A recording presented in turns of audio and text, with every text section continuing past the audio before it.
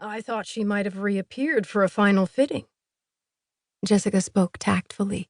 She'd already attended 3 final fittings across the state of New York with Renee. You know how frantic things get before a wedding. She's at the airport right now about to fly to London. And you fitted the dress so perfectly the last time, I'm sure it won't need any further adjustments. Frank's face was still bright red. He frowned at the dress. I've never had a bride demand so many last-minute changes. Jessica smiled and put a hand on his arm. It's just Renee.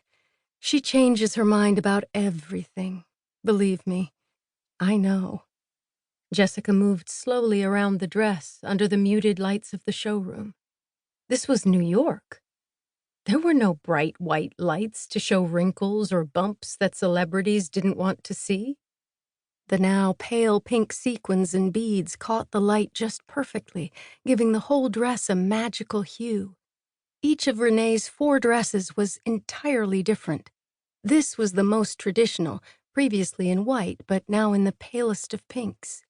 It had a sequined and beaded bodice with an illusion neckline and straight tulle skirts. The dress had originally been decorated with white beading and sequins.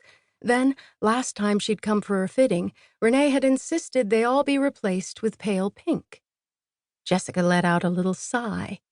For all her faults, Renee had a good eye. Something about the change of color just gave the dress that little extra oomph. That little suck one's breath in when they saw the bride feel. One of the other dresses had a plunging back that practically showed off Renee's backside. Another appeared to be made of white stretch net with panels covering only the most essential items of skin. It looked like a stripper's outfit instead of a wedding gown.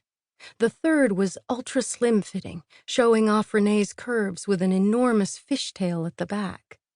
This was the most sedate by a million miles. It's amazing, she admitted to an anxious Frank. She pulled out her phone. Let me take a quick photo and send it to her. I'm sure she will just love it.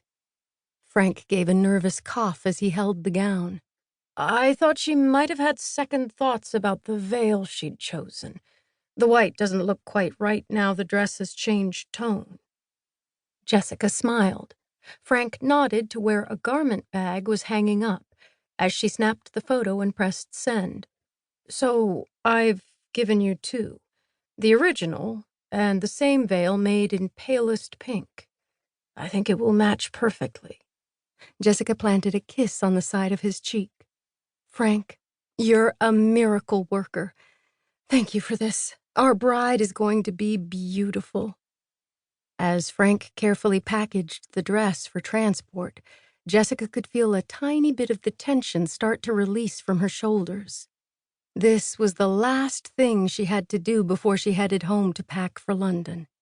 She'd already arranged 4 special deliveries to the castle in the heart of England, as well as sourcing the dozens of other little essential items Renee required. That meant Jessica was now traveling with 3 giant suitcases to London. She couldn't wait to finally get on the plane and get this wedding underway. Her scribbled items had now been added to her electronic tablet. 77 items, all just details. Details that were currently circulating around in her head. Her taxicab pulled up outside, and Frank wrinkled his nose as he took great umbrage at having to deposit the box carrying the beautiful dress in the trunk. Although it was only afternoon, the sky was beginning to darken, making all the Christmas decorations on the street and shop windows stand out even more. She couldn't help but smile. Nowhere did Christmas like New York.